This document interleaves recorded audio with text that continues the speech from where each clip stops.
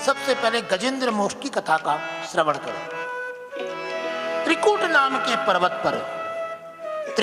के पर्वत पर एक हाथी जिसका नाम गजेंद्र है, बड़ा ही बलशाली हाथी था। एक दिन अपने परिवार के साथ सरोवर में स्नान करने के लिए गया। वहां किसी मगरमच्छ ने इसको अपने जबड़े में दबा लिया। मगरमच्छ से दबा हुआ हाथी अपने आप को निर्बल समझने लगा, और होता भी है, जो जीव भूमि पर रहते हैं वो जल में थोड़ा कमजोर हो जाते हैं। वैसे गजेंद्र बहुत बलशाली था, लेकिन पानी में उसकी ताकत कम पड़ गई। इसलिए ग्राह के सामने, मगरमच्छ के सामने उसकी ताकत कम पड़ने लगी। 27 दिनों तक गजेंद्र उस मगरमच्छ से जूझता रहा। अंत में 28वें दिन उस गजेंद्र ने भगवान की बड़ी विलक्षण स्तुति की। किसी प्रकार का जीवन में संकट हो, मेरे पूज्य पिताजी कहा करते हैं, इस स्तोत्र का पाठ करने से वो संकट निश्चित दूर होता है। और एक अंदर की बात बताऊं, किसी के प्राणांतक संकट हो तो उसमें भी ये स्तोत्र बड़े काम की चीज है। इसको गजेंद्र स्तुति कहते हैं। 28 श्लोक हैं गजेंद्र की स्तुति के। देखो आज 28वां दिन है ना युद्ध करते करते गजेंद्र को, इसलिए उसने 28 श्लोक ही गाए हैं। बड़ा सुंदर भाव है गजेंद्र का। एकादश श्लोक को गुनगुना लेते हैं, जिससे गजेंद्र स्तुति से भगवान को हम प्रणाम कर लें। मुझे बचपन से ही मेरे पिताजी ने इस स्तोत्र का अभ्यास बना रखा था। मुझे आज भी याद है, सबसे पहले मैंने भागवत जी का जब अध्ययन प्रारंभ किया तो मेरे पूज्य पिताजी ने सबसे पहले मुझे यही स्तोत्र याद कराया, बोले इसी का पाठ नित्य किया कर। और मैं आज भी, ये मेरे अनुभव की बात आपको बता रहा हूँ, बड़ा विलक्षण, आज भी मैं इस स्तोत्र को कभी भूलता नहीं, कभी छोड़ता नहीं। नमो भगवते तस्मै यत एतच्चिदात्मकं पुरुषायादिबीजाय परेशाय धीमहि।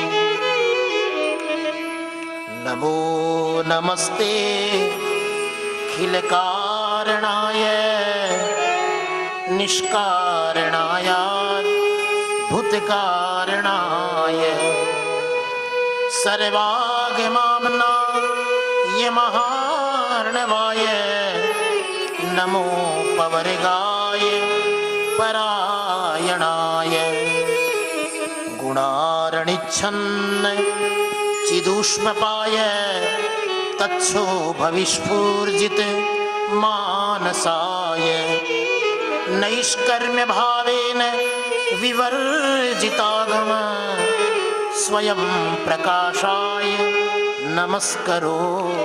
बड़ा सुंदर भाव। हेलो इस स्तोत्र का आप वाचन करें, आपके लिए बड़ी उपयोग की बात हो सकती है। अच्छा, एक विशेषता और है, गजेंद्र ने इस स्तोत्र में किसी भगवान का नाम ही नहीं लिया, उसने सिर्फ विशेषण ही विशेषण कहे। नमो नमस्ते अखिल कारणाय निष्कारणाय भूतकारणाय सर्वागमा, यानी न तो उसने कहीं विष्णु कहा, न कहीं कृष्ण कहा, न कहीं गोविंद कहा, न कहीं गोप, कोई नाम नहीं, सिर्फ भगवान की परिभाषाओं से उसने ये स्तोत्र बना दिया। और आखिर में एक अवसर ऐसा आया, अब गजेंद्र को ऐसा लगने लगा कि अब मृत्यु बिल्कुल निकट आ गई है, अब मृत्यु बिल्कुल समीप आ गई है, क्योंकि गजेंद्र की सूंड का अग्रभाग डूबने से बचा हुआ था। सूरदास जी कहते हैं ना, हे गोविंद हे गोपाल हे गोविंद राखो शरण, अब तो जीवन हारे। हे गोविंद राखो शरण, अब तो जीवन हारे। हे गोविंद राखो शरण, हे गोविंद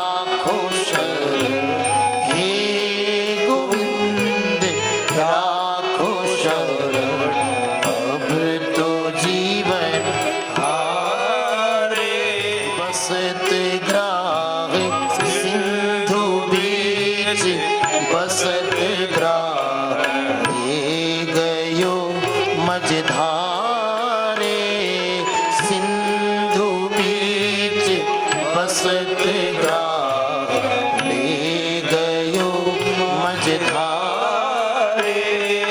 हे गोविंद राखो शरण, अब तो जीवन हारे। हे गोविंद राखो शरण, अब तो जीवन हारे, अब तो जीवन हारे, अब तो जीवन हारे। हे गोविंद राखो शरण, अब तो जीवन। आखिर में वो अवसर आ गया, आ पहुंचा अंतिम समय जीवन का। गजेंद्र को ये एहसास हो गया, अब मेरा मरना निश्चित है। क्यों? क्योंकि बिल्कुल सुई की नोक के बराबर सूंड बची थी, पानी में डूबने से सुई की नोक के बराबर। और तभी एक कमल का पुष्प तैरता हुआ सरोवर में आ रहा था, और मानो जैसे हम लोग अपनी पूजा के अंत में पुष्पांजलि अर्पण करते हैं, वैसे ही स्वतः एक पुष्प पुष्पांजलि के रूप में गजेंद्र के पास कमल के पुष्प के रूप में आ रहा है। और ज्यों ही उस कमल के पुष्प ने गजेंद्र की सूंड का स्पर्श किया, तब गजेंद्र क्या सोचता है मन ही मन, अब तो मेरी रक्षा तभी हो सकती है जब वो भगवान इस जल से ही प्रकट हो जाए। इतना नजदीक जो मेरे पास है वही मेरी रक्षा कर सकता है। इसलिए गजेंद्र कहता है, नारायण खिल गुरो भगवन नमस्ते, नारायण खिल गुरो भगवन नमस्ते, नारायण खिल गुरो भगवन नमस्ते। देखो एक बड़ी सुंदर बात है यहाँ पर। कहते हैं गजेंद्र की अवस्था को देखकर सारे देवता आकाश मंडल में अपने अपने वाहन पर चढ़कर तैयार है कि ये पता तो चले किसको बुला रहा है, और जिसका ये नाम ले वो तुरंत इसके पास पहुंचे। इस तैयारी में सारे देवता खड़े हैं। अंत में जब गजेंद्र ने कहा कि इस जल में जो देवता निवास करते हैं, जल में जो देवता निवास करते हैं उसको क्या कहते हैं? नारायण। नारम इति जलम तस्मिन अयनम यस्य, उस जल में जिसका निवास है उसी का नाम नारायण है। ये उस नारायण की बात नहीं हो रही है, बल्कि जल में निवास करने वाले भगवान नारायण के भाव को ध्यान करते हुए गजेंद्र कहता है, नारायणाखिल गुरो भगवन नमस्ते। हे प्रभु, अब ये हमारी पुष्पांजलि अर्पण करो। हम तो अपने जीवन को समाप्त करने जा रहे हैं। इस जीवन रूपी अर्चना के अंत में आपके निमित्त ये पुष्पांजलि अर्पण करते। उसी समय ठाकुर जी पहुंचे। कहते हैं भगवान तो आज बिना गरुड़ के ही चले आए, और भगवान के आने की स्पीड क्या है पता है? एक दोहे से समझाता हूं। लक्ष्मी पूछो नाथ सो, कहां चले ब्रजराज। वैकुंठ में 56 भोग का थाल हाथ में लेकर भगवान की सेवा में भगवती महालक्ष्मी आ रही है, और भगवान तुरंत जा रहे हैं। तो लक्ष्मी ने चिल्ला कर पूछा, प्रभु कहां? लक्ष्मी पूछो नाथ सो, कहां चले ब्रजराज। तो भगवान क्या कहते हैं? अब उतनी कहानी सुनाने का समय तो था नहीं, क्योंकि बिल्कुल सुई की नोक पर मौत खड़ी है वहां पे है? इसलिए भगवान ने इतना ही कहा, हाथी। भगवान ने कहा हाथी, लेकिन लक्ष्मी को हाथी भी नहीं सुनाई पड़ा। क्यों? बोले हा अक्षर लक्ष्मी सुन्यो, और थी अक्षर गजराज। भगवान ने हाथी को बाहर निकाला, गजेंद्र को बाहर निकाला, तो गजेंद्र भगवान से झगड़ पड़ा, गजेंद्र भगवान से लड़ पड़ा। क्या कहता है? कहता है प्रभु एक बात बताओ, तुमको बुलाया किसने? तो भगवान ने कहा तुमने बुलाया। तो कहा जब मैंने बुलाया तो तुमने पहले उद्धार इस मगरमच्छ का क्यों किया? पहले किसको मारा? मगरमच्छ को, फिर गजेंद्र को बाहर निकाला। तो उद्धार तो दोनों का ही हुआ, मगरमच्छ का भी उद्धार हुआ क्योंकि भगवान के हाथों मरा। तो गजेंद्र कहता है कि प्रभु बुलाया मैंने, स्तुति मैंने की, युद्ध मैंने किया और तुमने पहले उद्धार इस मगरमच्छ का किया, ऐसा क्यों? तो भगवान कहते हैं देखो भाई, ये हमारा नियम है कि हम अपने भक्त का उद्धार बाद में करते हैं, पहले अपने भक्त के भक्त का उद्धार करते हैं। वो कैसे? बोले तुमने तो हमारे चरण पकड़ रखे हैं, लेकिन इसने तुम्हारे चरण पकड़ रखे हैं ना, इसने तुम्हारे चरण पकड़ रखे हैं, इसलिए हम इसका उद्धार हमने पहले किया। इसीलिए हम लोग संतों के चरण पकड़ते हैं, इसीलिए हम लोग महात्माओं के चरण पकड़ते हैं कि उन महात्माओं से पहले अपना उद्धार हो गया, इसलिए हम महात्माओं की सेवा करते हैं। इसके बाद समुद्र मंथन की चर्चा है। समुद्र मंथन के अवसर पर 16 रत्नों की प्राप्ति समुद्र मंथन में। कौस्तुभ, लक्ष्मी, चंद्रमा, धनवंतरी, कामधेनु, ऐरावत, रंभादि अप्सरा, उच्चैश्रवा घोड़ा, धनुष, शंख, विष, वारुणी, अमृत और कल्प वृक्ष, ये 14 रत्न हैं। इन 14 रत्नों की प्राप्ति समुद्र मंथन के अवसर पर होती है। समुद्र मंथन के समय भगवान के 2 अवतार हुए। एक तो कूर्म अवतार, कूर्म अवतार का मतलब कछुए के रूप में भगवान ने अवतार लिया। जब समुद्र मंथन के समय वो पर्वत गिरने लगा, हिलाते समय बासुकी नाग की रस्सी बनाई, मंदराचल पर्वत की नेति बनाई और फिर उसको जब हिलाने लगे तो पहाड़, वो पर्वत गिरने लगा। उसको स्थिर करने के लिए भगवान ने कच्छप का रूप लिया, समुद्र में जाकर बैठ गए और उस पहाड़ को, उस मंदराचल पर्वत को अपनी पीठ पर रख लिया। पहाड़ को आधार मिल गया तो मंथन का कार्य आनंद पूर्वक होने लगा। तो भगवान ने कूर्म अवतार लिया। और दूसरा अवतार भगवान ने लिया मोहिनी अवतार। ये मोहिनी अवतार क्यों लिया भगवान ने? समुद्र मंथन के अवसर पर भगवान के ही एक अन्य अवतार, जिसको कहते हैं धनवंतरी अवतार, भगवान का ये धनवंतरी अवतार। अभी कुछ दिनों पहले धनवंतरी जी की जयंती गई ना, धनत्रयोदशी, जिसको हम लोग धनतेरस बोलते हैं। उस दिन भगवान का ये धनवंतरी अवतार हुआ और धनवंतरी जी अमृत का कलश लेकर समुद्र मंथन से बाहर निकले तो राक्षस उस कलश को छीनकर भाग पड़े। तो राक्षस उस अमृत का पान न कर जाए, इसके लिए उन दैत्यों को मोहित करने के लिए भगवान ने एक सुंदर स्त्री का रूप बनाया, जिसको मोहिनी अवतार बोलते हैं। ये भगवान का मोहिनी अवतार हुआ, जिसमें भगवान ने दैत्यों को मोहित किया और देवताओं को अमृत पिलाया। इस प्रकार ये 3 अवतार समुद्र मंथन के अवसर पर हुए। कौन कौन से? कूर्म अवतार, धनवंतरी अवतार और मोहिनी अवतार। इसके बाद भगवान के वामन अवतार की चर्चा होती है। किसी समय राजा बलि ने, राक्षसों ने देवताओं पर विजय प्राप्त कर ली और संपूर्ण सृष्टि का राज्य अपने आधिपत्य में कर लिया। तो माता अदिति की तपस्या के प्रतिफल से, माता अदिति की तपस्या के प्रतिफल से भगवान ने माता अदिति के गर्भ से श्रवणायाम श्रवण द्वादश्याम मुहूर्ते भीति प्रभु सर्वे नक्षत्र ताराद्या चक्रुस्त जन्म दक्षिणम। कश्यप जी ने माता अदिति को एक पयोव्रत नाम का विधान बताया।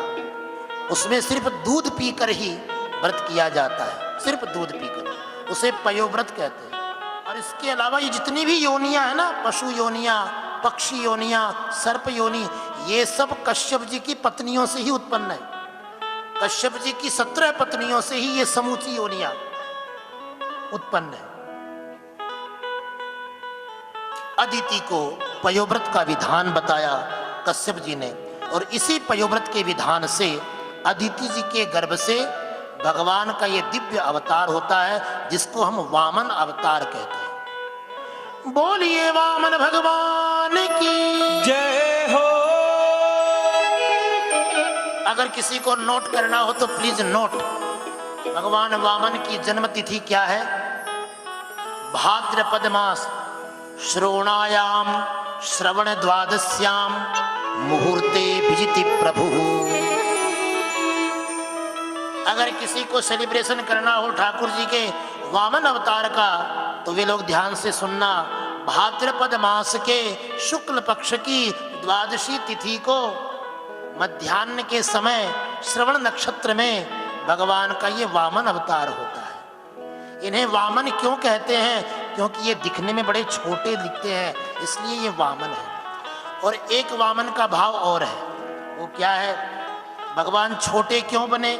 बोले इस अवतार में भगवान को याचना करनी है।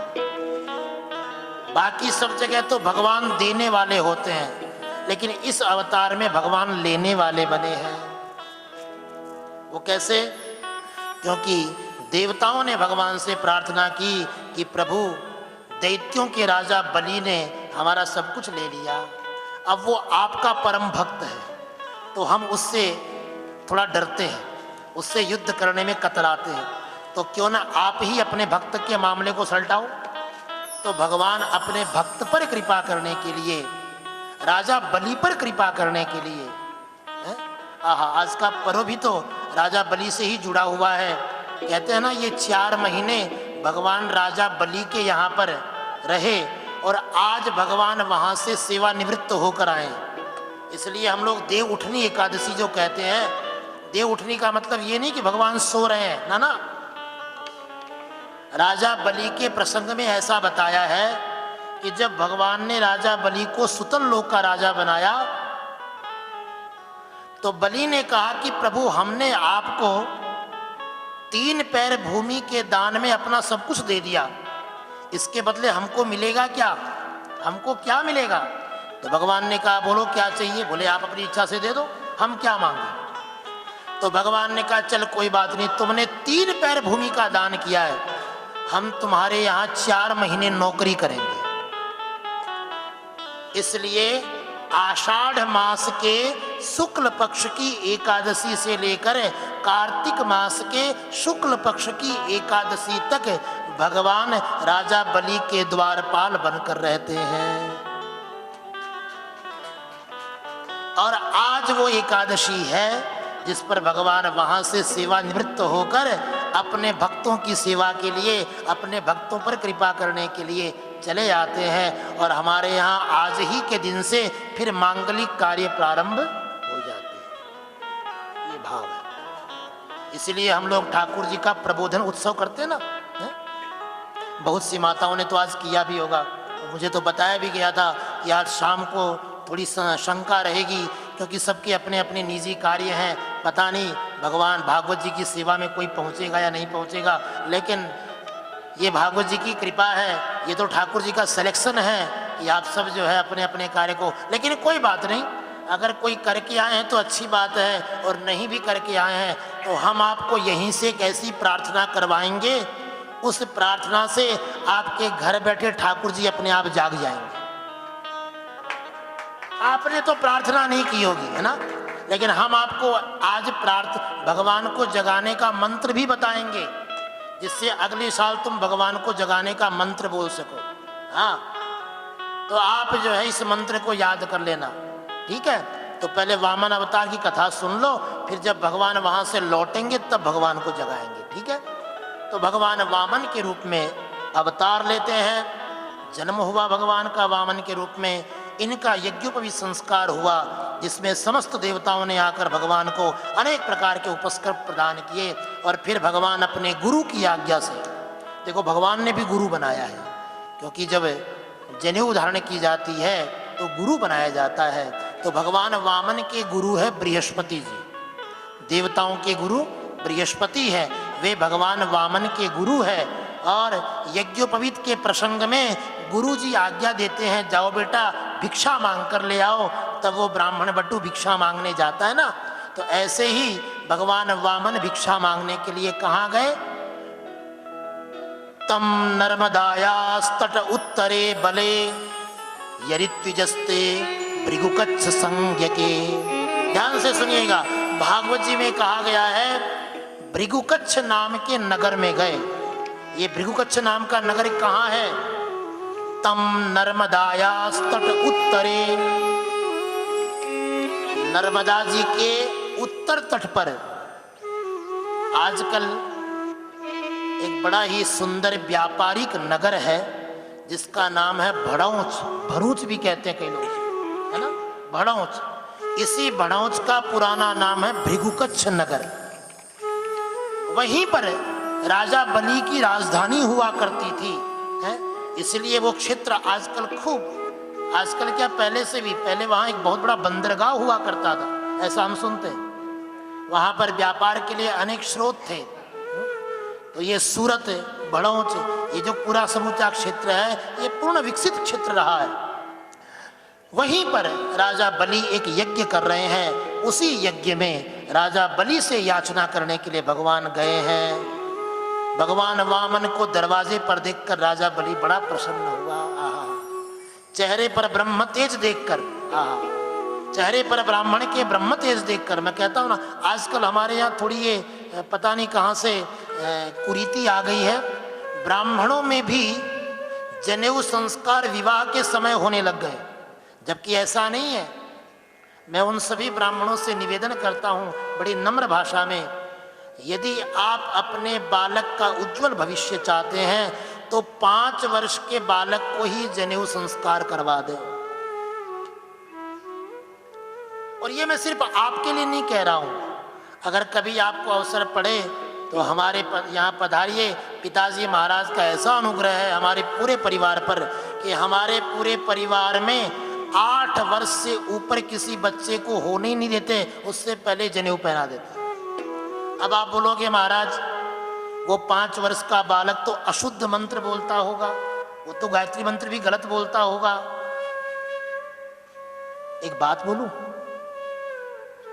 एक छोटा सा बच्चा जिसको अभी बोलने की सहूलियत नहीं है,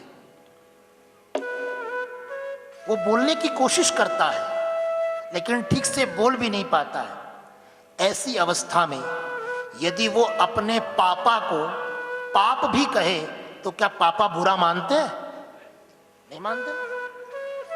वैसे तो पाप कहना बुरी बात है, पापा को पाप कह रहा है, लेकिन उस बच्चे की चेष्टा को देखकर पिता बड़ा खुश होता है कि चलो ये कहने की चेष्टा कर रहा है, ये पापा को पा कह रहा है, ये मम्मा को माँ कह रहा है, उसी में मम्मी पापा खुश हो जाते हैं। उसी तरह उस अबोध अवस्था में जब कोई भक्त उस परमात्मा का नाम यदि गलत भी बोलता है तो वो परमात्मा नाराज नहीं होता है, बल्कि उसकी चेष्टा को देखकर अत्यंत प्रसन्न हो जाता है। इसलिए बालकपने से ही उस बच्चे में ऐसे संस्कार दिए जाएं तो अच्छी बात है। उस बालक के ब्रह्मतेज को देखकर राजा बलि बड़े प्रसन्न हुए, स्वागत किया। दरवाजे पर जाकर शुक्राचार्य सब जानते थे कि ये कौन है, लेकिन मौन रहे। फिर बात में दान की बात हुई। महाराज आप मेरे दरवाजे पर आए हैं, मैं आपको कुछ दान करना चाहता हूँ।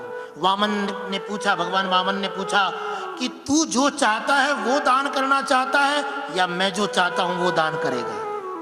नहीं नहीं प्रभु, दान का आनंद तभी आए जब सामने वाले की इच्छा के अनुरूप हो। है? कहते हैं ना, मनसोदिष्टाम दक्षिणाम, है? जो आपके मन में हो वो हम देना चाहते हैं। तो भगवान ने कहा ज्यादा नहीं चाहिए।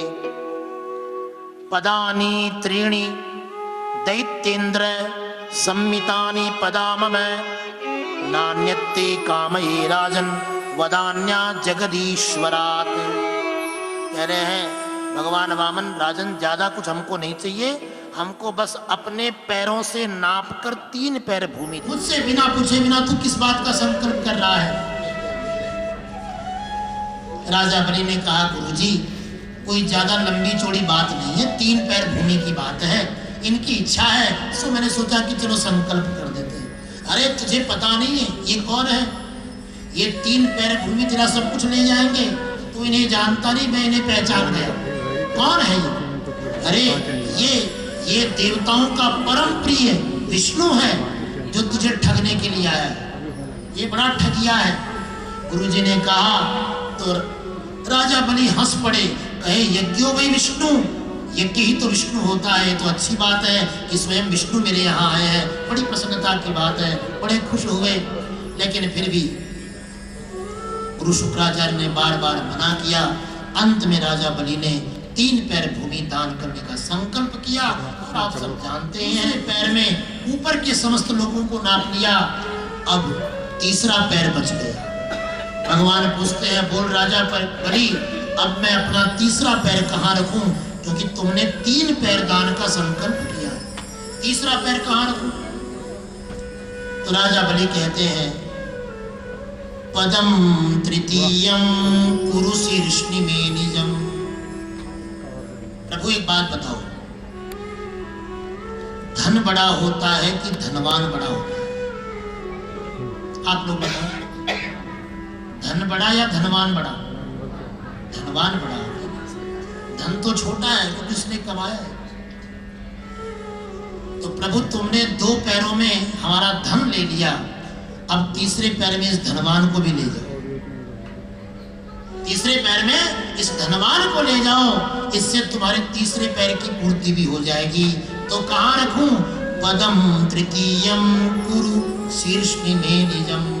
तुरंत राजा बलि घुटने के बल जमीन पर बैठ गया, भगवान के सामने मस्तक झुका दिया और भगवान ने अपना तीसरा चरण राजा बलि के मस्तक पर रखा।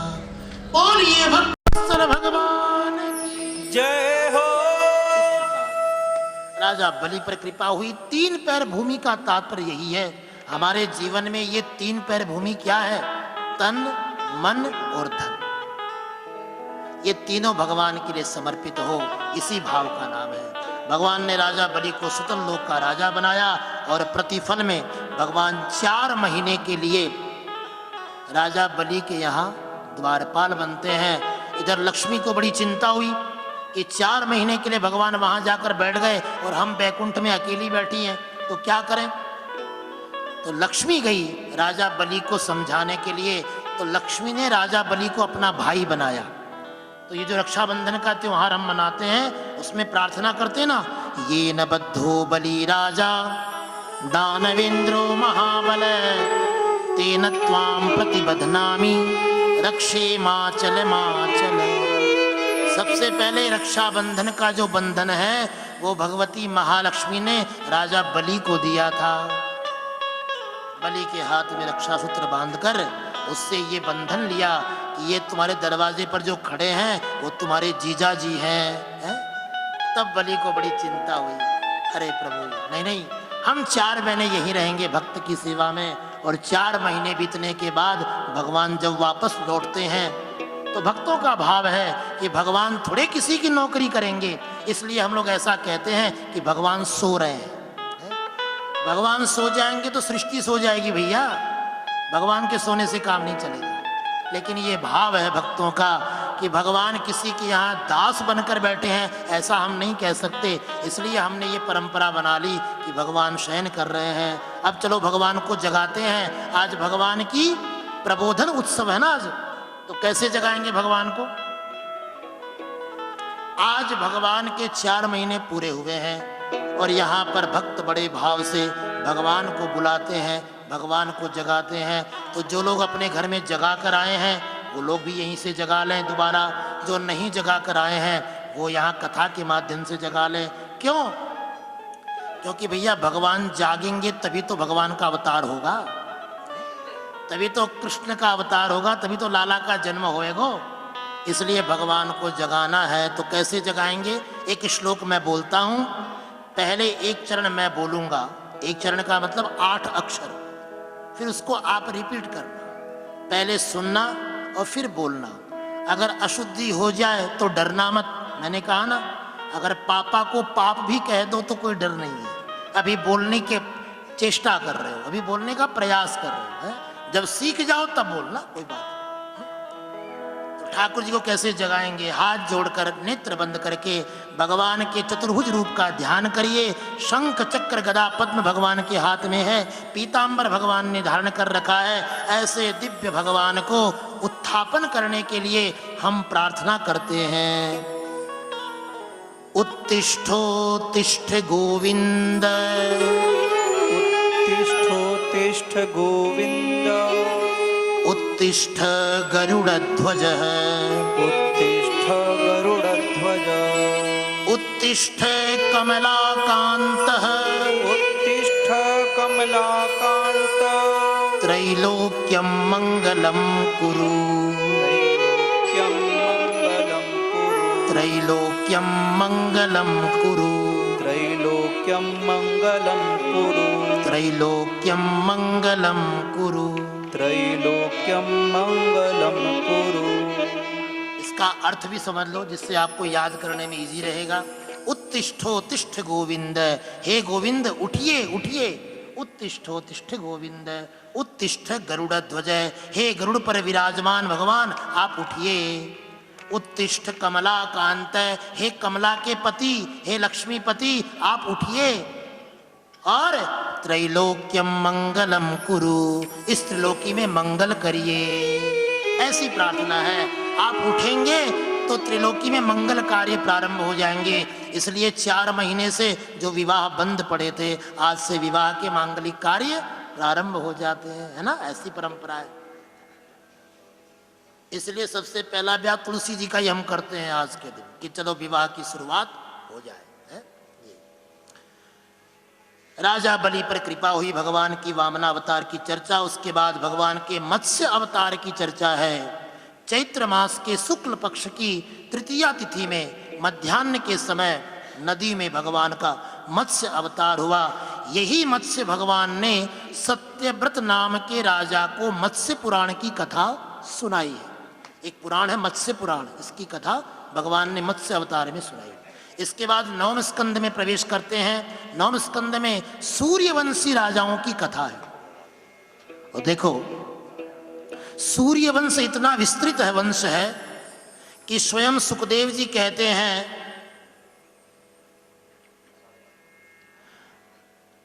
श्रूयतां मानवो वंश है, प्रोचुर्ये प्राचुर्येण परम तप, न शक्यते विस्तरतो वक्तुम वर्ष शतैरपि। आज बड़ी कृपा कर दी हमारे ऊपर, आपने आधा घंटा कम से कम हमको एक्स्ट्रा समय दे दिया। अब हमको कोई चिंता नहीं, अब तो हम पहुंच गए अपनी मंजिल पर। और वैसे भी एक बात कहूं, ये आधा घंटा आपने नहीं दिया, ये आधा घंटा ठाकुर जी ने अपने आप ले लिया है। पता है क्यों? क्योंकि भारतवर्ष का ये नियम है, हमारे यहाँ जब भी कोई वीआईपी पर्सन आता है तो थोड़ा आने में देर करता है? करता कि नहीं करता है? कि लोगों में थोड़ी सी उमंग रहे, इंतजार रहे, हैं वो आने वाले हैं, वो आने वाले हैं। तो भैया एक छोटे मोटे वीआईपी के लिए जब हम थोड़ा इंतजार कर सकते हैं, तो ये तो सबसे बड़े वीआईपी है हमारे लाल जी, इनके लिए आधा घंटा इंतजार करना कोई बड़ी, ये परंपरा तो होनी चाहिए। तो भगवान ने कहा कि तुम छोटे मोटे वीआईपी के लिए जब लेट लतीफ करते हो तो हमारे लिए भी करना पड़ेगा, है? इसलिए भगवान ने आज आधा घंटा और ले लिया। लेकिन चलो कोई बात नहीं, अब मैं अपनी मंजिल के बिल्कुल नजदीक हूं, क्योंकि सुखदेव जी ने एक बात कह के बड़ा आनंद दे दिया।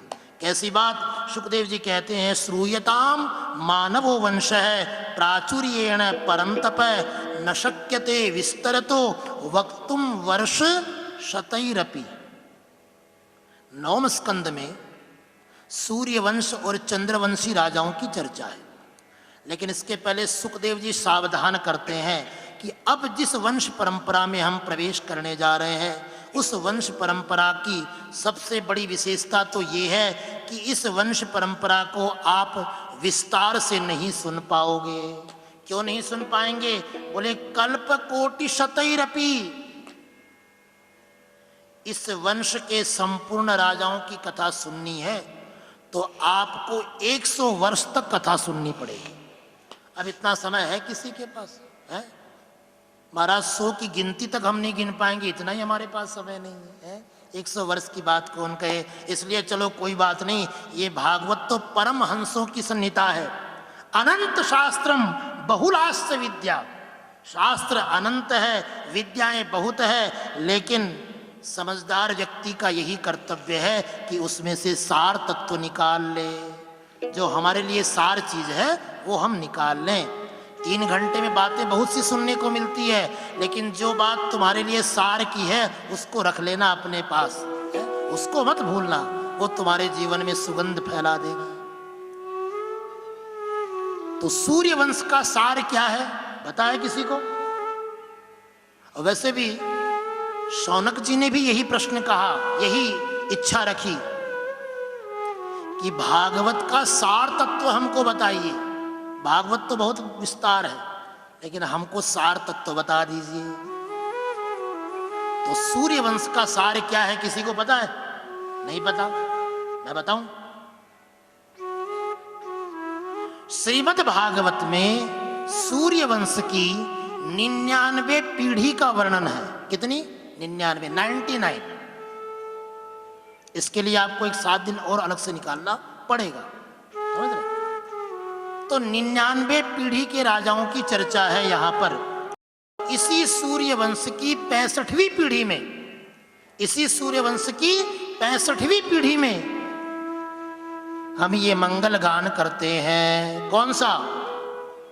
कि भय प्रगट कृपाला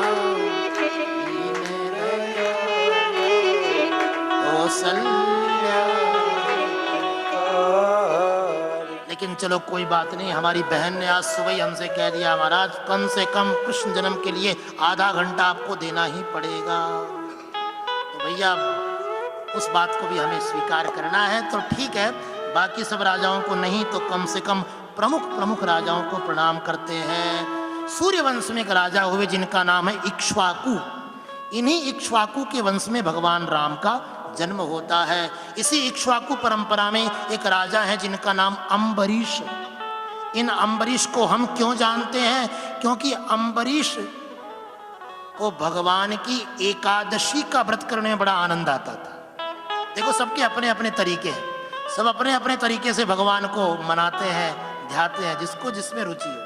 किसी को श्रृंगार करने में आनंद आता है, किसी को स्तोत्र पाठ करने में आनंद आता है, किसी को जप करने में आनंद आता है। सबके अपने, जैसे चश्मे के सबके अलग अलग नंबर है, वैसे सबकी अपनी अपनी भावना है? अम्बरीश, भक्तराज अम्बरीश भगवान के एकादशी प्रिय भक्त हैं। ये भगवान की एकादशी में बड़ी तन्मयता रखते हैं।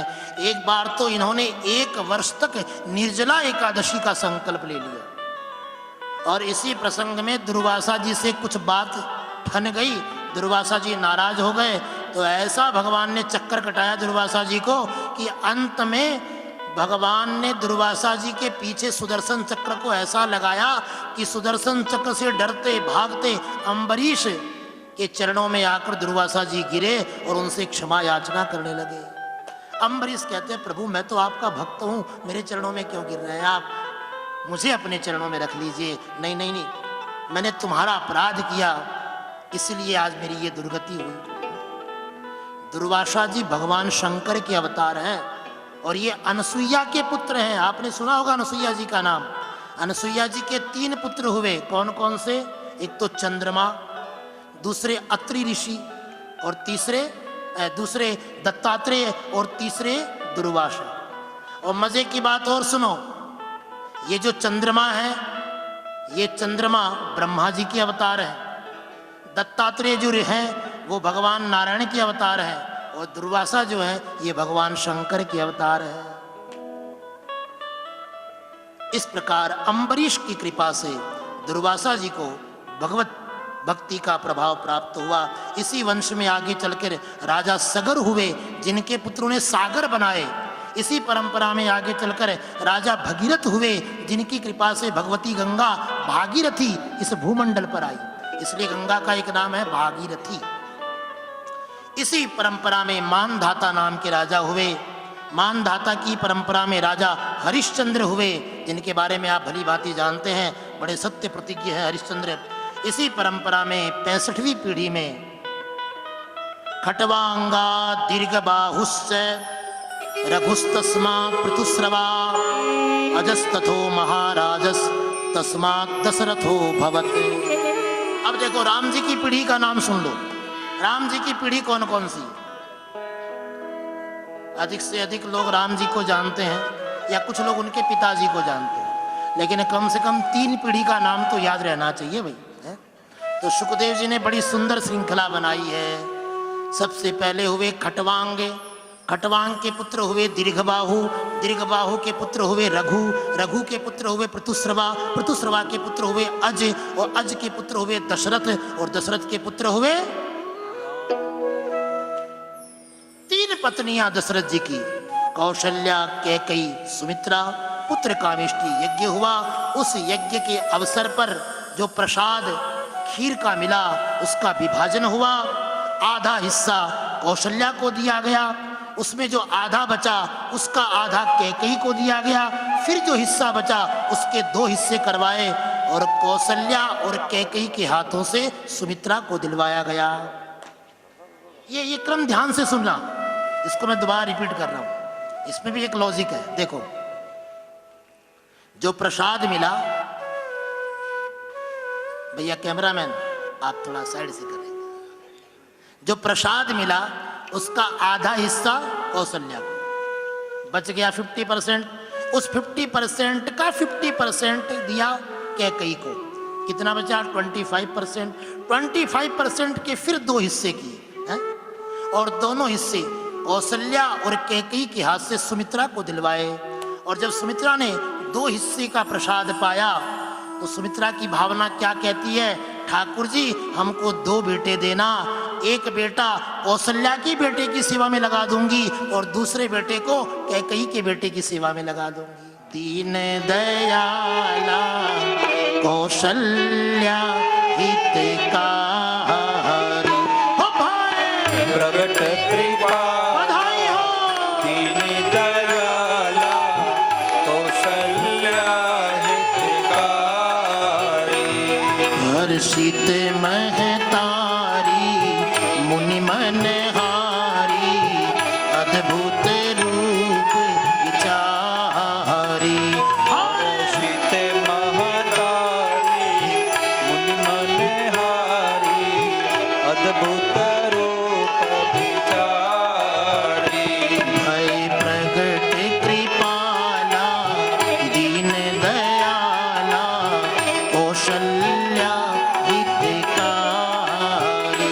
हाय प्रगट कृपाला दीन दयाला कौशल्या हितकारी।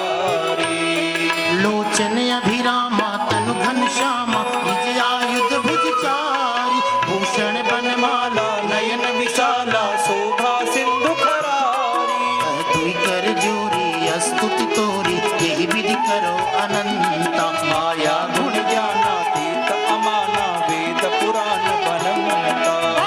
प्रगट कृपाला दीन दयाला कौशल्या हितकारी। हाय प्रगट कृपाला दीन दयाला कौशल्या हितकारी। करुणा सुख सागर सब गुण आगर, यही गावहि स्तुति संता। सो मम हित लागी जन अनुरागी, वयौ प्रगट श्रीकंता। ब्रह्मांड निकाया निर्मित माया, रोम रोम प्रतिवेदिक मम उर सोबासी। या उपहासी सुनत धीर मति तिरन धरे। हाय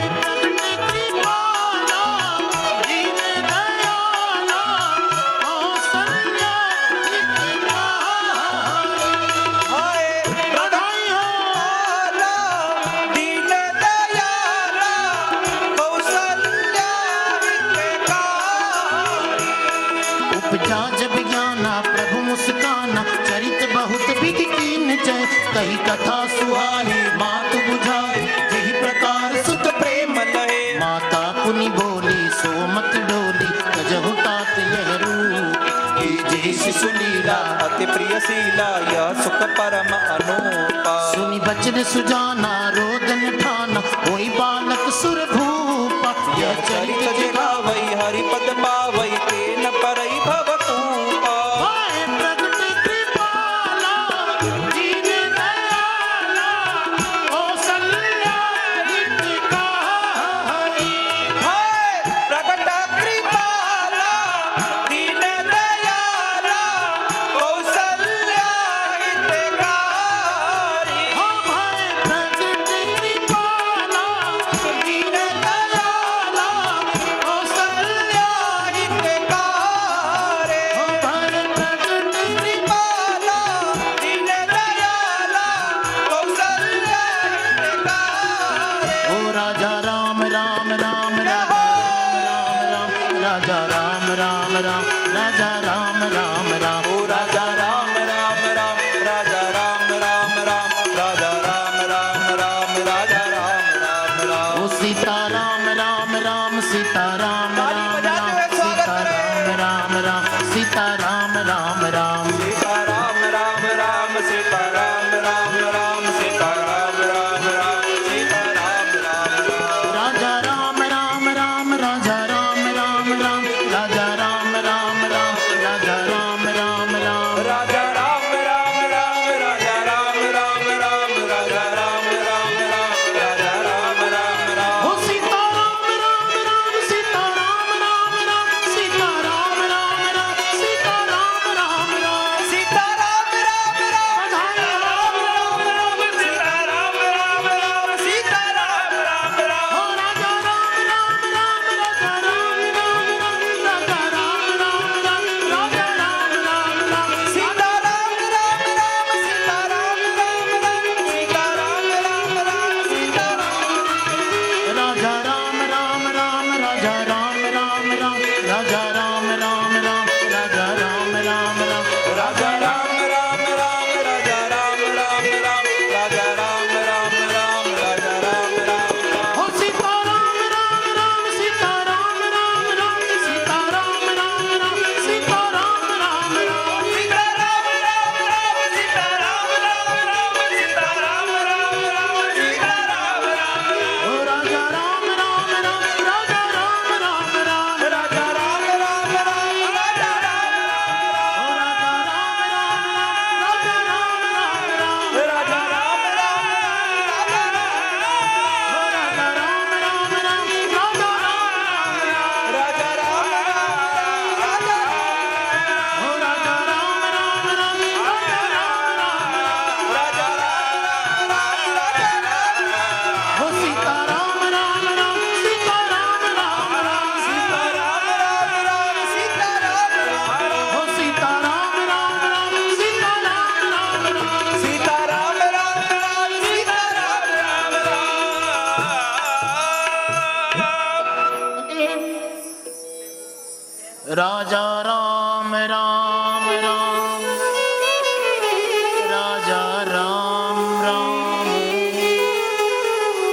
राजा राम राम राम सीता राम। अभी आपका आनंद बाकी है, बैठ जाइए।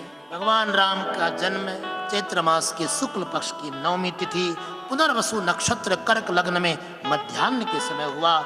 श्री भरत जी का जन्म चैत्र मास की शुक्ल पक्ष की नवमी को ही रात्रि में 4 बजे पुख्य नक्षत्र में हुआ। और सुमित्रा ने तो जुड़वा बच्चों को जन्म दिया था, सुमित्रा से तो जुड़वा बच्चों की प्राप्ति हुई। उन दोनों का जन्म कब हुआ? चैत्र मास के शुक्ल पक्ष की एकादशी तिथि को दिन में 2 बजे श्लेषा नक्षत्र में श्री लक्ष्मण जी और श्री शत्रुघ्न जी का जन्म होता है। श्री आनंद रामायण में एक चर्चा आती है, बस ये चर्चा ही मैं ज्यादा नहीं कर पाऊँ क्योंकि राम कथा सुनने के लिए भी 9 दिन का अवसर और निकालना पड़ेगा, ये और ऐड कर। और मैं तो कल ही बंसल जी से विचार कर रहा था, हो सकता है अब आपके सामने ये प्रस्ताव प्रतिवर्ष आ जाए कि ऐसा आयोजन प्रतिवर्ष होना चाहिए। तो आगे ठाकुर जी की इच्छा, मैं तो सिर्फ निवेदन ही कर सकता हूँ, करना तो आपके कंधे पर है। तो क्या पता ठाकुर जी ऐसी कृपा करें प्रतिवर्ष कुछ अलग अलग कथाओं का भी हम आनंद लें। कभी भागवत कथा, कभी श्री राम कथा, कभी श्री गोविंदायनम कथा, कभी श्री गर्ग संहिता की कथा, ये सब अलग अलग कथा। और मुझे तो ऐसी कृपा ठाकुर जी ने मिली, हमारे एक बड़े प्रेमी हैं, उन्होंने 4 धाम में 4 कथाओं का श्रवण करने का अवसर दिया, 4 कथा सेवा करने का अवसर दिया। जगन्नाथपुरी में भागवत, रामेश्वरम में राम कथा, द्वारिकाधीश में गर्ग संहिता, ऐसे 4 धाम में अलग अलग कथाओं का उन्होंने मुझे अवसर दिया और ठाकुर जी ने सेवा ली। तो चलो हम तो पत्र पुष्प ही अर्पण कर सकते हैं, बाकी ठाकुर जी किस रूप में लीला करें वो ठाकुर जी जाने। तो इसके लिए भैया 9 दिन और लेके आना, तब उसके बाद राम कथा पर चर्चा होगी। यहीं पर राम कथा को प्रणाम करते हैं। एक बात जो मैं कहना चाह रहा था उसको भी पूरी कर दूं। आनंद रामायण के अनुसार एक घटना ऐसी भी आती है कि कैकेयी के हाथ में जो प्रसाद था वो प्रसाद भूल से छूट जाता है, जमीन पर गिर जाता है, और उसी समय एक चील पक्षी अपनी चोंच में उस प्रसाद के दोने को दबाकर आकाश में चली जाती है।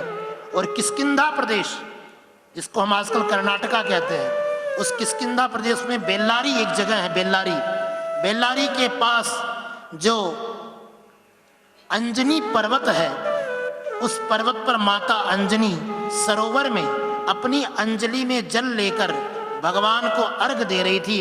उसी समय वो चील पक्षी उधर से उड़ता हुआ जा रहा था और उसके सामने कोई दूसरा पक्षी आता है, दोनों आपस में टकरा जाते हैं और उस पहले वाले चील पक्षी की चोंच में जो प्रसाद दबा हुआ था वो उसकी चोंच से छूट जाता है और वो प्रसाद सीधा माता अंजनी की अंजलि में आ जाता है, जिसको पाकर माता अंजनी गर्भवती होती है। और चैत्र मास के ही पूर्णिमा तिथि को मध्याह्न के समय अंजनी के गर्भ से श्री हनुमान जी का जन्म होता है।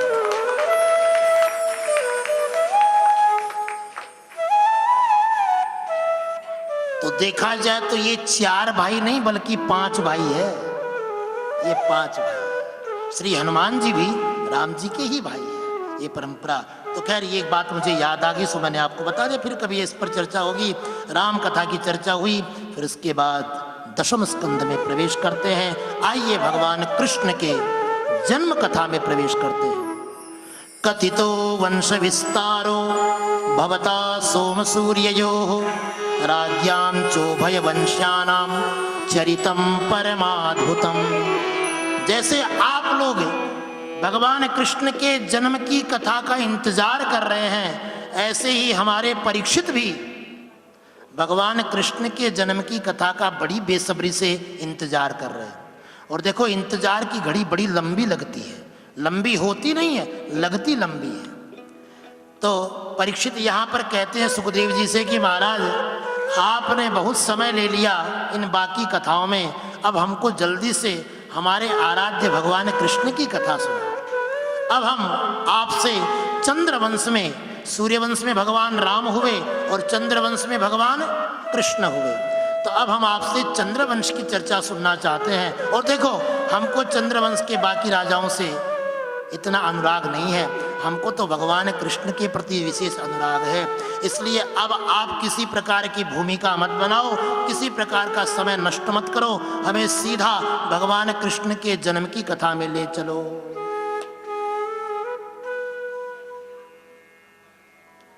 यदु चंद्रवंश में एक राजा हुए जिनका नाम है यदु। इन यदु की संतान को ही यादव कहते हैं। जैसे मनु की संतान को मानव कहा जाता है, ऐसे ही यदु की संतान को यादव।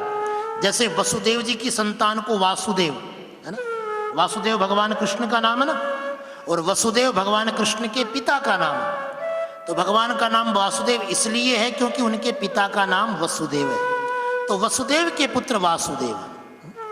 ऐसे ही राजा यदु हुए, उन राजा यदु की जो संतान है उनको हम यादव कहते हैं या यदुवंशी कहते हैं। इसी यादव परंपरा में देवमीढ़ नाम के एक यादव हुए, उनके पुत्र हुए शूरसेन, और शूरसेन जी के पुत्र हैं श्री वसुदेव जी।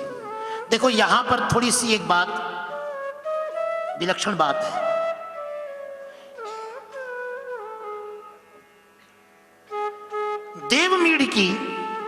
देवमीड़ नाम के जो यादव थे, उनकी दो पत्नियां थी। एक क्षत्रिय कुल से थी और दूसरी वैश्य कुल से थी। तो क्षत्रिय कुल की जो पत्नी थी उसका बेटा था शूरसेन, और वैश्य कुल की जो रानी थी उनके पुत्र हुए पर्जन्य। लेकिन पर्जन्य बचपन से ही अपने ननिहाल में रहे। ये चर्चा श्री गोपाल चंपू में भी है और अन्य पुराणों में भी है। कल प्रभु जी आए थे ना हमारे गौड़ीय संप्रदाय वाले।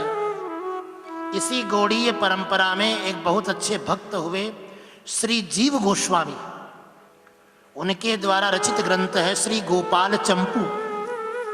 कभी प्रभु जी से चर्चा करना, कहना हमारे महाराज ने हमको गोपाल चंपू की कथा सुनाई, वे बड़े प्रसन्न होंगे। गोपाल चंपू में भगवान कृष्ण की अनेक विलक्षण चर्चाएं हैं। और एक बात और बताऊं, गोपाल चंपू में भगवान कृष्ण का राधा जी के साथ विवाह की कथा भी है।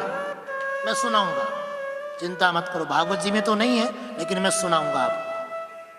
इसके अलावा गोविंदायनम में भी है, गर्ग संहिता में भी है, ब्रह्म वैवर्त पुराण, बहुत से पुराणों में।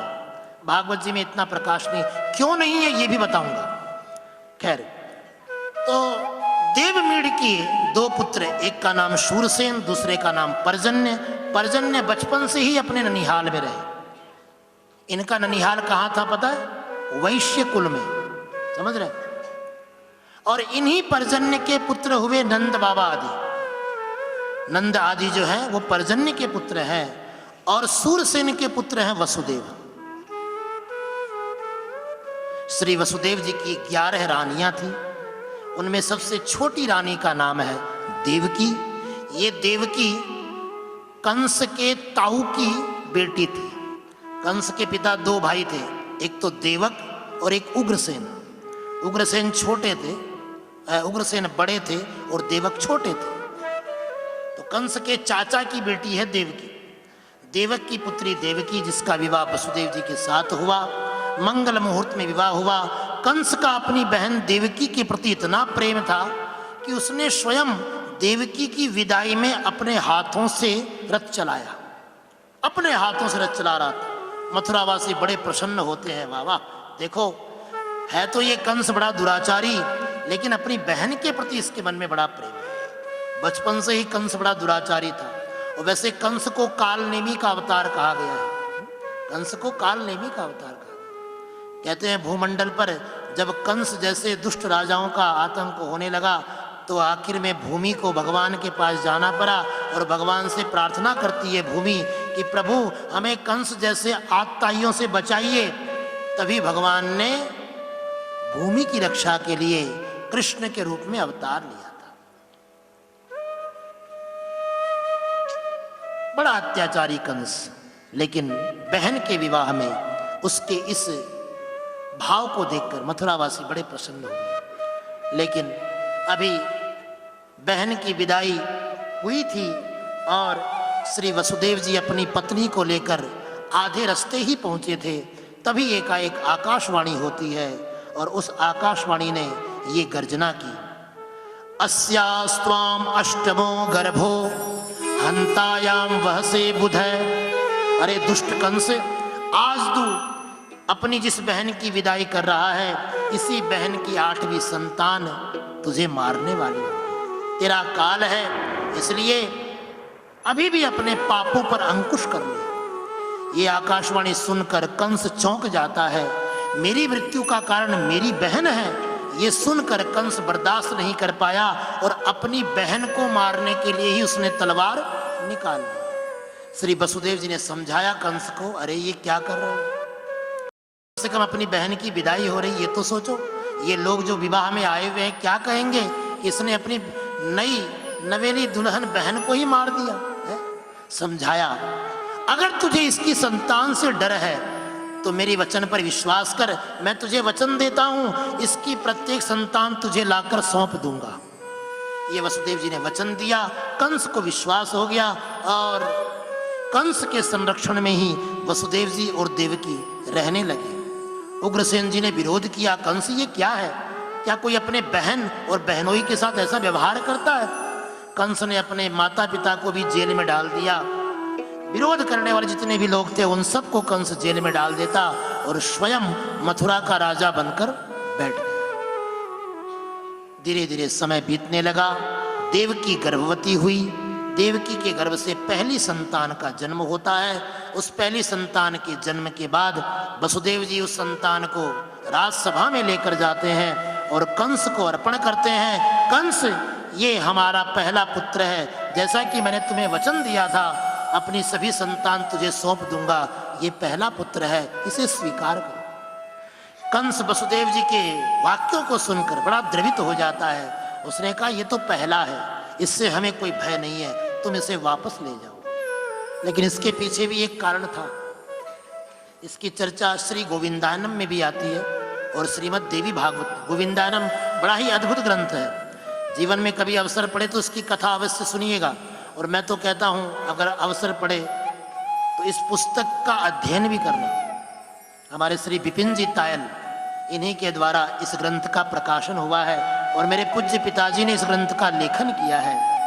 आप यदि अच्छे पाठक हैं तो आप उस ग्रंथ को प्राप्त कर सकते हैं। बड़ा अद्भुत ग्रंथ। इसमें भगवान कृष्ण की बहुत सी अंतरंग लीलाओं की कथा है जिनको हम प्राय सुनते नहीं हैं। इसलिए कभी जीवन में अवसर पड़े अवश्य पाठ करें। बड़ा अद्भुत ग्रंथ। श्री गोविंदानम में चर्चा आती है कि यहाँ पर कुछ ऐसी योजना बनाई गई नारद जी के द्वारा कि कंस, जिसने वसुदेव जी के पहले पुत्र को क्षमा कर दिया था, जीवन दान दे दिया था, नारद जी की प्रेरणा से वही कंस भागकर उस पुत्र को छीन लेता है वसुदेव जी से और उसे मार देता है। इस प्रकार 6 पुत्रों की हत्या कंस के द्वारा होती है। वसुदेव जी के 7वां गर्भ नष्ट हो जाता है और 8वें गर्भ के रूप में भगवान का प्रवेश होता है। 7वें पुत्र के रूप में स्वयं शेष भगवान ने देवकी के गर्भ में प्रवेश किया था, लेकिन ठाकुर जी ने योग माया के द्वारा उन शेष भगवान को देवकी के गर्भ से निकालकर रोहिणी माता के गर्भ में, वसुदेव जी की ही दूसरी पत्नी रोहिणी माता के गर्भ में पधरा दिया। लोगों ने समझा कि देवकी का 7वां गर्भ नष्ट हो गया। अब 8वें की बारी है और जा दिन ते हरि गर्भ ही आए। कान खोलकर सुन लो। जिनको जरा सी भी शंका है कि भगवान जन्म नहीं लेते, वो कान खोलकर सुन लें। गोस्वामी जी कह रहे हैं कि जा दिन ते हरि गर्भ ही आए। जिस दिन से भगवान माता देवकी के गर्भ में आए हैं, उस दिन से देवकी के चेहरे की भाव भंगिमा बदल गई। कभी कभी तो कंस को डर लगता है देवकी को देखकर। कंस को देवकी में अपना काल नजर आता है, ऐसे उसके चेहरे की तेज बरस रहा है।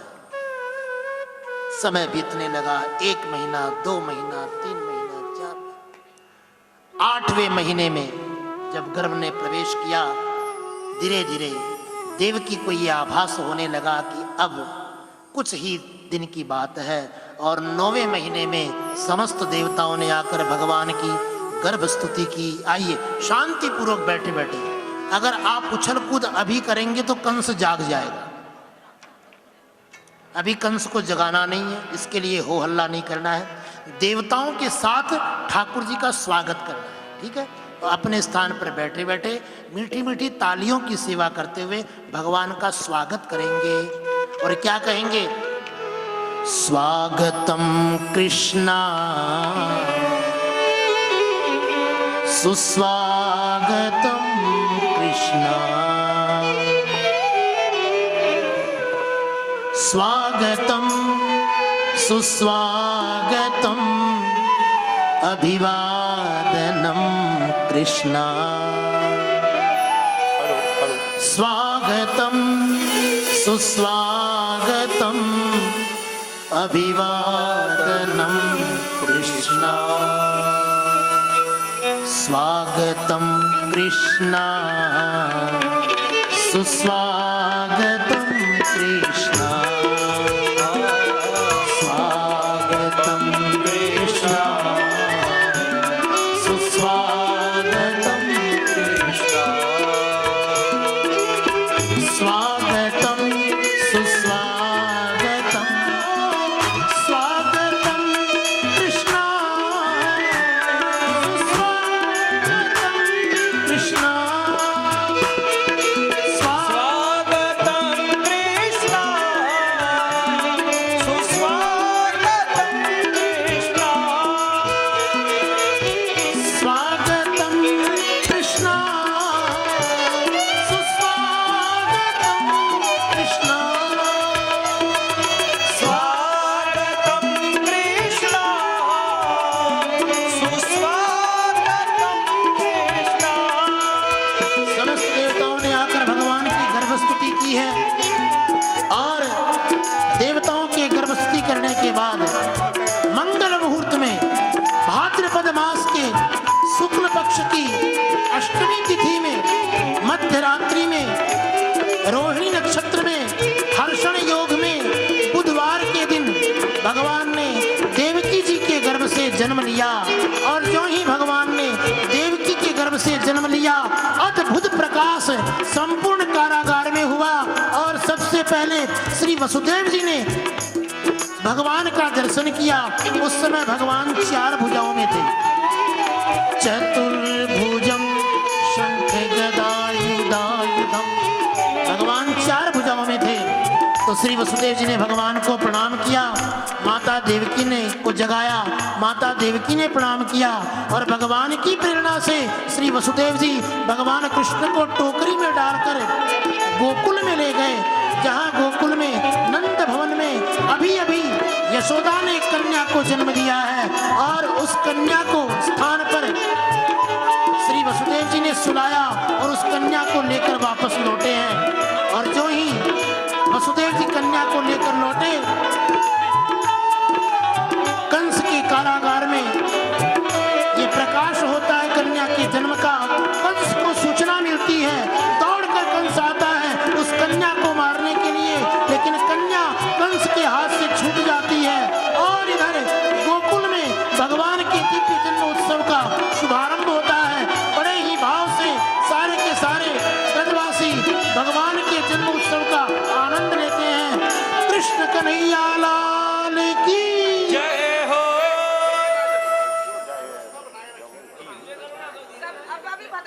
देखो भाई, मैंने कहा था आप लोग किसी प्रकार की हुड़दंग अभी न करें। ओहो रंग के आनंद भयो जय कन्हैया लाल की जय कन्हैया लाल की, जय कन्हैया लाल की, जय कन्हैया लाल की जय कन्हैया लाल की जय कन्हैया लाल की, जय कन्हैया लाल की। जय कन्हैया लाल की जय कन्हैया लाल हो नंद के आनंद भाई जय कन्हैया लाल ओ की। नंद के आनंद भयो जय कन्हैया लाल की हो नंद के आनंद भाई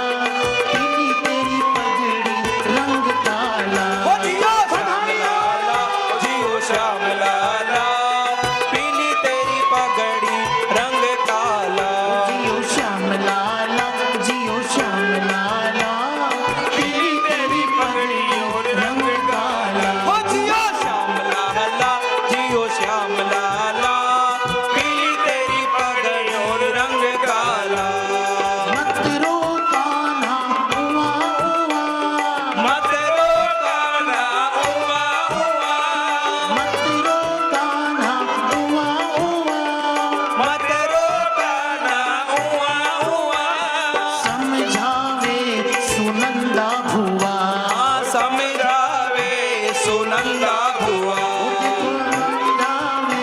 सुनंदा भुआ हाँ समिरावे सुनंदा भुआ जियो श्याम लाला जियो श्याम लाला पीली तेरी पगड़ी रंग काला जियो श्याम लाला हो जियो श्याम लाला पीली तेरी पगड़ी रंग काला जियो श्याम लाला जियो श्याम लाला पीली तेरी पगड़ी रंग काला हो जियो श्याम लाला जियो श्याम लाला पीली तेरी पगड़ी रंग काला आला रे आला जरा मटकी समा ब्रजबाला गोविंदा आला रे आला जरा मटकी समार तुझे बाला गोविंदा आला रे आला जरा मटकी समान ब्रजबाला गोविंदा आला रे आला जरा मटकी समार तुझे बाला हो नंद के आनंद भयो जय कन्हैया लाल की नंद के आनंद भयो जय कन्हैया लाल हो की नंद के आनंद भयो जय कन्हैया लाल की हो नंद के आनंद भयो जय कन्हैया लाल की जय कन्हैया लाल की जय हो नंद लाल की जय कन्हैया लाल की जय हो राम लाल की जय कन्हैया लाल की जय हो नंद लाल की जय कन्हैया लाल की जय हो राम लाल की हो नंद के आनंद भयो जय कन्हैया लाल की नंद के आनंद भयो जय कन्हैया लाल हो की नंद के आनंद भयो जय कन्हैया लाल की नंद के आनंद भयो जय कन्हैया लाल की हो नंद के आनंद भयो जय कन्हैया लाल की नंद के आनंद भयो जय कन्हैया लाल की सभी आनंद लेते हुए बधाई हो बधाई हो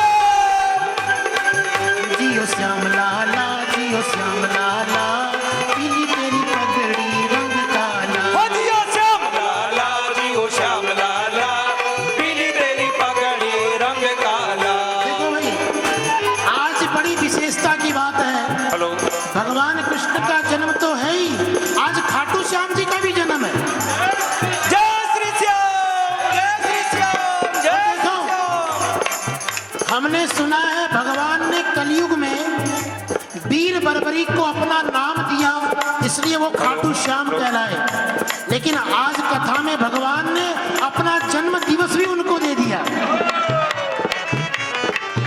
तो जिन जिन को खाटू श्याम जी का भी जन्मदिन सेलिब्रेट करना हो वो लोग साथ में लेंगे आनंद अहिलवती कहूयो लाल अहिलवती के हुयो लाल बधाई सारा भगतान अहिलवती के हुयो लाल बधाई सारा भगतान यशोदा माँ के हुयो लाल बधाई सारा भगतान यशोदा माँ के हुयो लाल बधाई सारा भगतान बधाई सारा भगतान बधाई सारा भगतान नाचो रे नाचो रे नाचो रे नाचो नाचो बधाई सारा भगतान नाचो रे नाचो नो तार बधाई सारा भगतान यशोदा माँ के हुयो लाल बधाई सारा भगतान यशोदा माँ के हुयो लाल बधाई सारा भगतान ओ बधाई सारा भगतान मिठाई सारा भगतान बधाई सारा भगतान बधाई सारा भगतान नाचो रे नाचो रे नाचो रे नाचो रे बधाई सारा भगतान नाचो रे नाचो नो ताल बधाई सारा भगतान यशोदा माँ के हुयो लाल बधाई सारा भगतान यशोदा माँ के हुयो लाल बधाई सारा भगतान आज यो आंगणो धन्य हुयो है आज यो आंगणो धन्य हुयो है आज यो आंगणो धन्य हुयो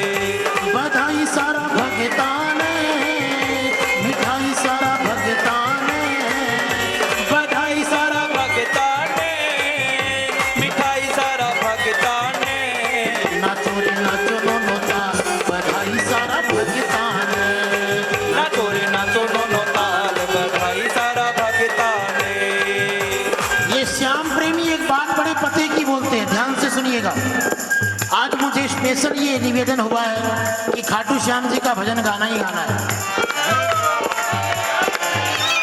और मेरी बहन ने इतने सुंदर ठाकुर जी लाकर बिठाए हैं कि इनको देखकर गाए बिना हम रह भी नहीं सकते। और आप सबको देखकर एक बात मन में आ रही है, वो कह रहा हूं, ध्यान से सुनना। ऐसी मस्ती कहाँ मिलेगी, ऐसी मस्ती कहाँ मिलेगी, ऐसी मस्ती कहाँ मिलेगी, ऐसी मस्ती कहाँ मिलेगी। श्याम नाम रस पी ले, तू मस्ती में झीले झीले, तू मस्ती में झीले, ओ झीले, तू मस्ती में झीले। ऐसी मस्ती कहाँ मिलेगी, ऐसी मस्ती कहाँ मिलेगी। श्याम नाम रस पी ले, तू मस्ती में झीले झीले, तू मस्ती में झीले, ओ झीले, तू मस्ती में झीले। साचा है दरबार श्याम का, साचा है दरबार श्याम का, इस दरबार में झीले, तू मस्ती में झीले झीले, तू मस्ती में झीले, ओ झीले, तू मस्ती में झीले, तू मस्ती में झीले। एक बात और बताऊं श्याम प्रेमियों की, ना डिस्को जाएंगे, कह रहे हैं, ना डिस्को जाएंगे, ना थिएटर जाएंगे, ना डिस्को जाएंगे, नाथे कर जाएंगे। तेरा जन्मदिन तेरे घर पे हम प्रेम से मनाएंगे, तेरा जन्मदिन घर पे बाबा प्रेम से मनाएंगे, और ना डिस्को जाएंगे, ना थिएटर जाएंगे, ना ना डिस्को जाएंगे, ना थिएटर जाएंगे। जन्म दिवस तेरे धाम पे बाबा प्रेम से मनाएंगे, जन्म दिवस तेरे धाम पे बाबा प्रेम से मनाएंगे।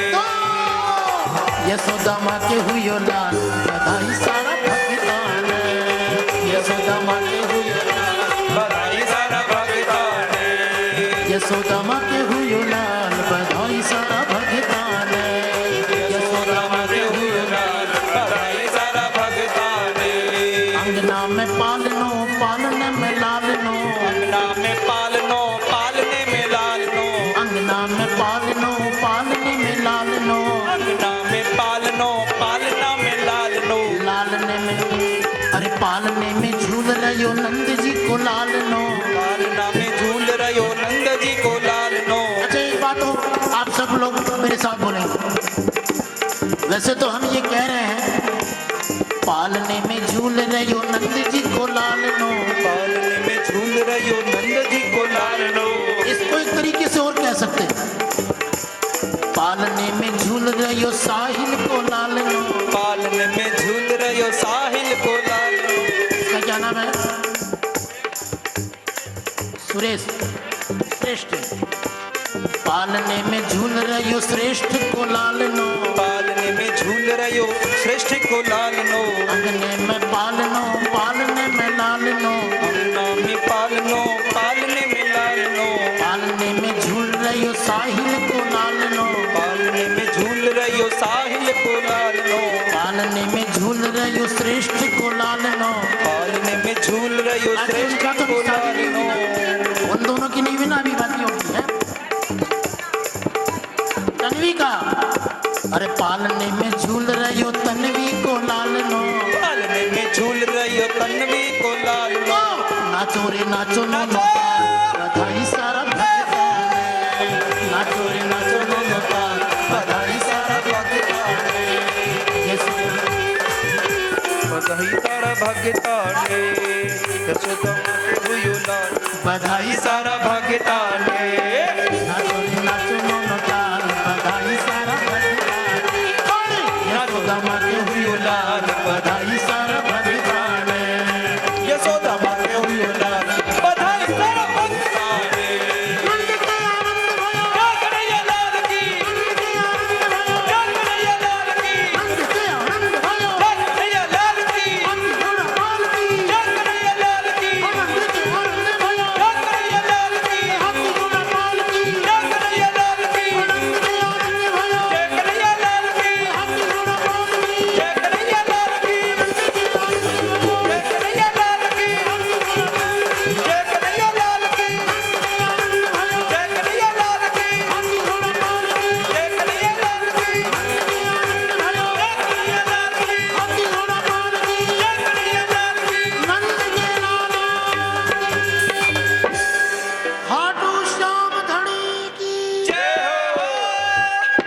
सभी भक्तों को नंद के लाला के जन्म की बधाई हो, बधाई हो। बधाई हो।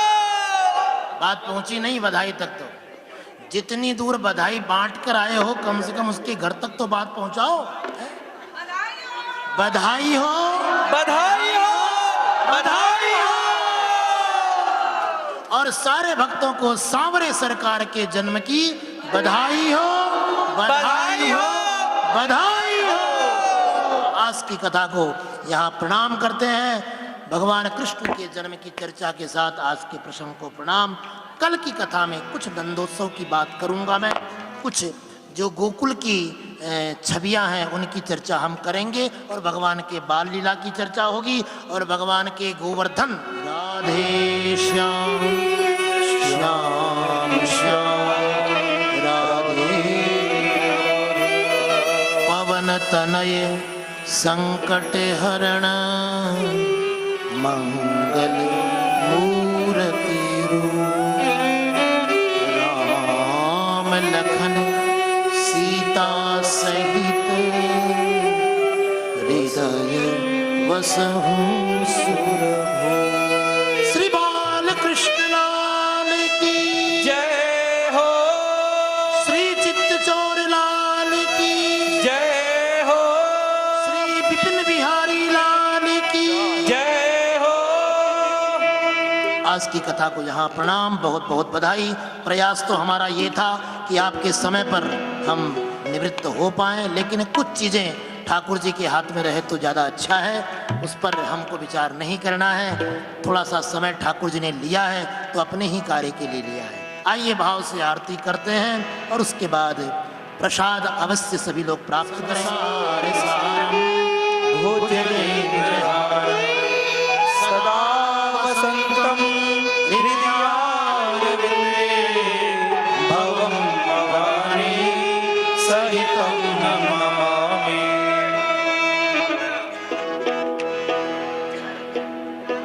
आरती कुंज बिहारी की, श्री गिरिधर कृष्ण मुरारी की। आरती कुंज बिहारी की, श्री गिरिधर कृष्ण मुरारी की। गले में वैजंती माला, गजावे मुरली मधुर वाला, श्रवण में कुंडल झलकाला। नंद के नंद श्री आनंद कंद, और वृज चंद राधिका रमण बिहारी के, श्री गिरिधर कृष्ण मुरारी की। राधिका रमण बिहारी की, श्री गिरिधर कृष्ण मुरारी की। आरती कुंज बिहारी की, श्री गिरिधर कृष्ण मुरारी की। आरती कुंज बिहारी की, श्री गिरिधर कृष्ण मुरारी की। गगन सम अंग कांति काली, राधिका चमक रही भाली। लतन में ठाड़े बनमाले, भ्रमर सी अलग कस्तूरी तिलक। चंद्र सी झलक ललित छवि श्यामा प्यारी की, श्री गिरिधर कृष्ण मुरारी की। ललित छवि श्यामा प्यारी की, श्री गिरिधर कृष्ण मुरारी की। आरती कुंज बिहारी की, श्री गिरिधर कृष्ण मुरारी की। आरती कुंज बिहारी की, श्री गिरिधर कृष्ण मुरारी की। कनकमय मोर मुकुट विलसे, देवता दर्शन को दर्शी। गगन सो सुमन राशि बरसे। बजे मूर्छंग मधुर मृदंग, ग्वालिनी संग अतुल रति गोप कुमारी की, श्री गिरिधर कृष्ण मुरारी की।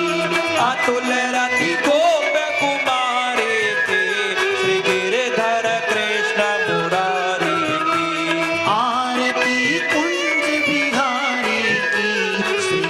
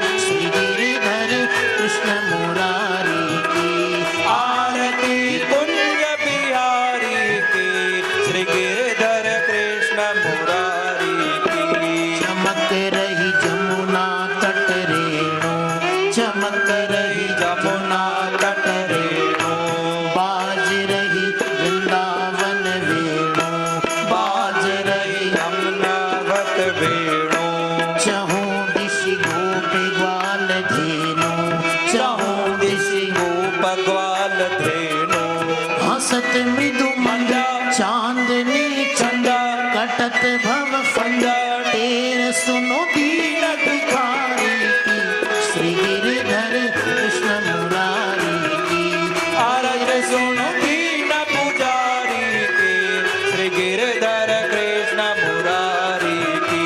आरती कुंज बिहारी की, श्री गिरधर कृष्ण मुरारी की। आरती कुंज बिहारी की, श्री गिरधर कृष्ण मुरारी की। श्री गिरधर कृष्ण मुरारी की, श्री गिरधर कृष्ण मुरारी की, श्री गिरधर कृष्ण मुरारी की। पात्रं मध्यस्थितं तोयं भ्रामितं केशवोपरि, अङ्गलग्नमनुष्याणां सर्वं पापं व्यपोहति। जलेन शीतलीकरणं पुष्पै देववन्दनम् आत्माभिवन्दनम् आरार्तिकग्रहणं हस्तप्रक्षालनं। हस्ते पुष्प गृहीत्वा मन्त्रपुष्पाञ्जलिम्। ॐ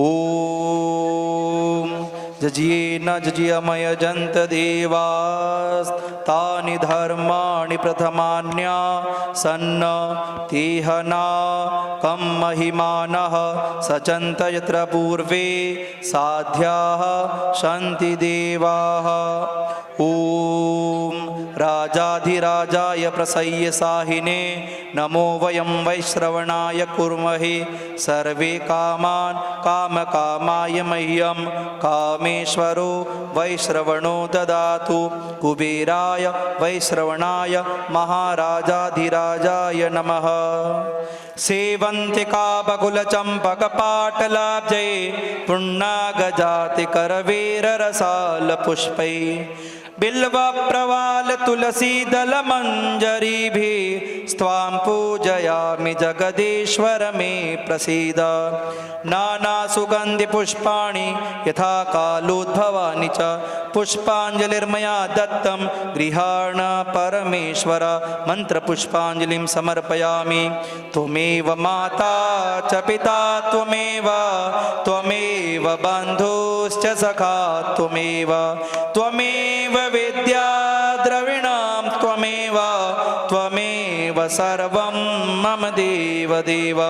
पापोऽहं पापकर्माहं पापात्मा पापसम्भव।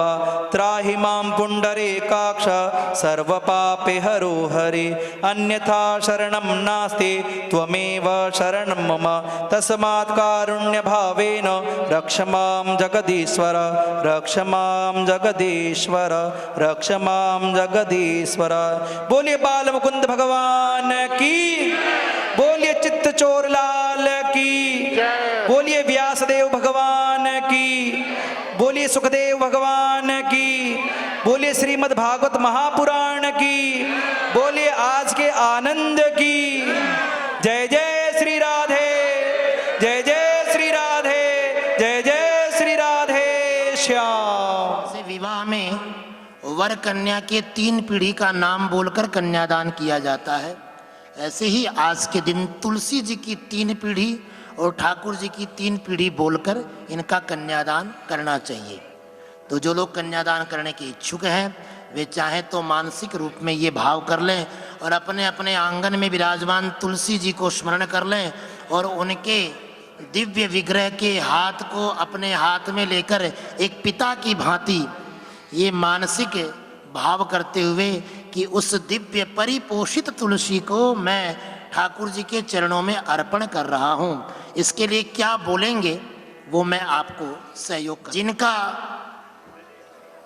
हाथ पहुँचता हो वो मूली के हाथ लगा लो, और जिनका नहीं पहुँच पा रहा हो ये मूली पीछे आप फैलाते जाइए, और जिनका नहीं पहुँच पाता हो वो वहीं खड़े खड़े तुलसी जी का ध्यान कर लें और पिता के भाव से आइए आज तुलसी जी का कन्यादान संकल्प करते हैं।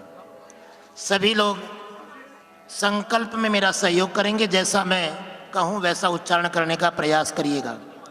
नवसप्तति उत्तर द्विसहस्र परिमित संख्या के मासानाम उत्तमे मासे कार्तिक मासे शुभे शुक्ल पक्षे एकादश्यां तिथौ वारादियद्य भृगुवासरे अमुक गोत्र उत्पन्नो हम। अपना गोत्र और अपना नाम बोल लें। सपत्निको हम, सपुत्रो हम, सपरिवारो हम। अब ध्यान से सुनिएगा, तीनों वर कन्या की 3 पीढ़ी को बोलना है आपको। तो पहले वर की 3 पीढ़ी बोली जाती है। तो भगवान का गोत्र क्या है, ठाकुर जी का, भगवान कृष्ण का गोत्र क्या है, ध्यान से सुनिएगा। बोलिए, व्याघ्रपद्र गोत्र उत्पन्नाय देवमीढ़ वरमण प्रपौत्राय। व्याघ्रपद गोत्राय शूरसेन वरमण पौत्राय। व्याघ्रपद गोत्राय वसुदेव वर्मण पुत्राय। ये भगवान कृष्ण की 3 पीढ़ी हो गई ना। व्याघ्रपद इनका गोत्र है, देवमीढ़ इनके परदादाजी हैं, शूरसेन इनके दादाजी हैं और वसुदेव जी इनके पिताजी है। अब जिनकी कन्या है वे अपनी कन्या का गोत्र यानी तुलसी जी का गोत्र हम बोलेंगे। बोलिए, आलम्बायन गोत्राय देवल ईश्वर वर्मण विश्वकर्मण प्रपौत्रीम। आलम्बायन गोत्राय प्रजापते पौत्रीम। आलम्बायन गोत्रस्य ईश्वरस्य पुत्रीम। तुलसी जी का गोत्र क्या है, आलम्बायन। जैसे आप लोगों का किसी का तायल है, किसी का गोयल है, किसी का बंसल, ऐसे तुलसी जी का गोत्र है आलम्बायन। इनके परदादा जी का नाम क्या है, इनके परदादा जी का नाम है विश्वकर्मा। इनके दादाजी का नाम है प्रजापति और इनके पिता का नाम है ईश्वर। ठीक है, बोलिए, ईश्वर वर्मण है पुत्रीम अमुक गोत्र उत्पन्नाम। अब आप अपना गोत्र बोलिए। उत्पन्नाम इमाम सुपोषित सेचित कन्याम। जिस गोत्र के व्यक्ति ने इसको पोषित किया है, इसको वर्धित किया है, इसको सींचा है, इसकी सुरक्षा की है, ये आपकी कन्या बन गई अब, इसलिए अपने गोत्र के साथ इसको नाम जोड़ रहे हैं। बोलिए, सेचित कन्यावत वर्धित भावनीय तुलसी नामनीम कन्याम श्री कृष्णार्थिनीम श्री रूपिणीम वरार्थिनीम वनस्पति दैवत्यम विष्णु सायुज्य प्राप्ति अर्थम तुभ्यम अहम संप्रददे। ये मौली का तार जो है ठाकुर जी के सामने चढ़ा दीजिए, ठाकुर जी को अर्पण कर दीजिए और अपनी तुलसी जी को रोली, मेहंदी, हल्दी आदि से उसको सुपूजित कर दीजिए, ठाकुर जी की पूजा कर दीजिए और प्रणाम कर लीजिए और मानसिक ये भाव करो कि ठाकुर जी हमने अपनी कन्या तुलसी का आपको अर्पण किया है, इसे आप स्वीकार करें और हमें आशीर्वाद दें। लक्ष्मी नारायण भगवान की जय, तुलसी नारायण भगवान की जय, लक्ष्मी नारायण भगवान की, राधा रमण भगवान की, चित्त चोर लाल की। देखो, लाला को जन्म भी भयो और लाला को ब्याह भी है गयो है? कितना सुंदर संजोग है। चट मंगनी पट ब्याह इसको कहते हैं। तो चलिए फिर एक बार भगवान के इस सुंदर विवाह की आप सबको बधाई हो, बधाई हो, बधाई हो। जय जय श्री राधे।